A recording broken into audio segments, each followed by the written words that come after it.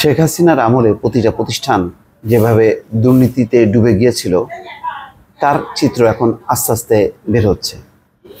আরেকটি খবর দেখলাম এরই চট্টগ্রাম সিটি কর্পোরেশন কেমন ছিল, যা বুঝলাম আমি লোকটাকে ভালোই মনে করতাম।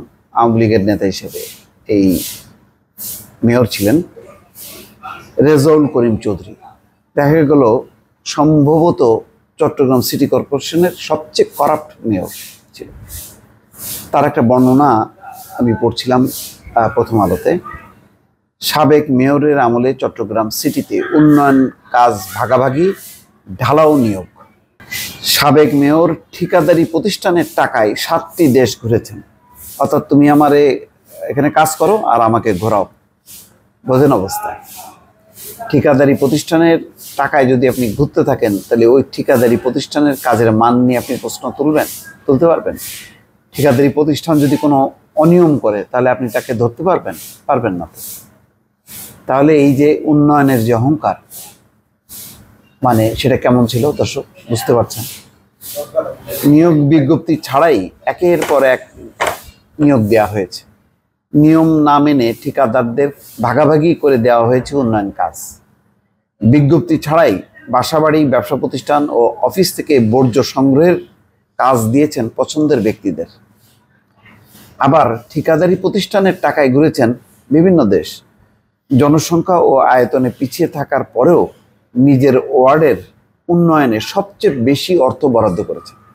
তার মানে লোকটা কোনো ইয়েও ছিল না, নিরপেক্ষ ছিল না, নিজের ওয়ার্ডে সর্বোচ্চ বরাদ্দ করছে।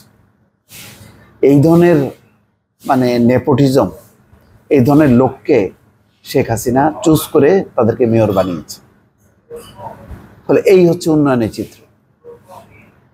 দুর্নীতির অভিযোগ ওঠা কর্মকর্তাদের বিরুদ্ধে ব্যবস্থা না নিয়ে উল্টো প্রশ্রয় দিয়ে গেছে, তাদের কাছ থেকে ভাগাভাগি করে সিন্ডিকেট। এত সব অনিয়ম ঘটেছে চট্টগ্রাম সিটি কর্পোরেশনের প্রসারিত মেয়র মোহাম্মদ রেজাউল করিম চৌধুরীর আমলে।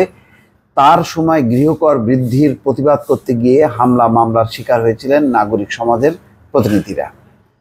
2021 সালের 27শে জানুয়ারি অনুষ্ঠিত একতরফা সিটি কর্পোরেশন নির্বাচনে মেয়র পদে জয়ী হন নগর আওয়ামী লীগের যুগ্ম সাধারণ সম্পাদক রেজাউল করিম চৌধুরী। দেখেন, একটা পার্টির সে সেক্রেটারি, একটা নগর চট্টগ্রামের মতন, কিন্তু হইলে হবে কি? করাপ্ট টু দ্য এক্সট্রিম দেখা যাচ্ছে।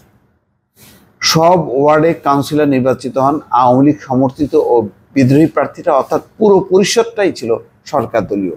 তাহলে পুরো পরিষদ যদি সরকার দলীয় থাকে, আর এত সততা, বঙ্গবন্ধুর আদর্শ, মুক্তিযুদ্ধ, স্বাধীনতার আদর্শ, তো এই আদর্শের পরিণতি হলো এই দুর্নীতি করা লাগামহীনভাবে। এই কারণেই তো এদের কারণে এরা যখন কি ওই স্বাধীনতা, মুক্তিযুদ্ধ, বঙ্গবন্ধুর কথা বলে তখন মানুষ উল্টা হয়, তখন এরা তখন কায়দে আজমের মৃত্যুবার্ষিকী পালন করে। এদের কারণেই এরা যখন নাকি একটা ভালো আদর্শের মৃত্যু ঘটবে তখন ওই বিপরীত এই সমস্ত আদর্শের মধ্যে খোঁজার চেষ্টা করবে যে ভালো কিছু আছে কিনা। আজকে কেউ দেখলাম যে কায়দে আজমের প্রেস ক্লাব বরাদ্দ দেয় কেমনে, জাতীয় সঙ্গীত পরিবর্তন হয় কেমনে, এগুলি সাহস পায় এই সমস্ত স্বাধীনতা নামের এই কুলাঙ্গারদের কর্মকাণ্ডের কারণে। এরকম তো আমরা দেখতে চাইনি। আমরা মুক্তিযুদ্ধের আওয়ামী লীগকে চেয়েছিলাম যে একটা আদর্শ ভিত্তিক স্বাধীনতা, মুক্তিযুদ্ধের আদর্শের সত্যি সত্যি বাস্তবায়ন করবে, মানুষের জন্য কাজ করবে। দেখা গেল কি? উল্টা দেখা যাচ্ছে। ঢালাও নিয়োগ, জনবল কাঠামো অনুমোদিত পদের চেয়ে দ্বিগুণের বেশি কর্মকর্তা কর্মচারী রয়েছে সিটি কর্পোরেশন। এরপরও সাবেক মেয়রের আমলে নিয়োগ বিজ্ঞপ্তি ছাড়াই 2 শতাধিক কর্মীকে অস্থায়ী ভিত্তিতে নিয়োগ দেওয়া হয়। সরকারি কামাল, ডোরিয়ামের ঢাল, পকেট থেকে তো দিতে হচ্ছে না, কর্পোরেশনের পকেট থেকে যাবে, জনগণের টাকা। গত বছরের 3 অক্টোবর একই দিনে নিয়োগ দেওয়া হয় অন্তত 30 জনকে, এবং প্রথম ও দ্বিতীয় শ্রেণীর পদে অস্থায়ী ভিত্তিতে লোক নিয়োগের সুযোগ নেই, তাই চতুর্থ শ্রেণীর পদগুলোয় লোক নিয়োগ দেওয়া হয়।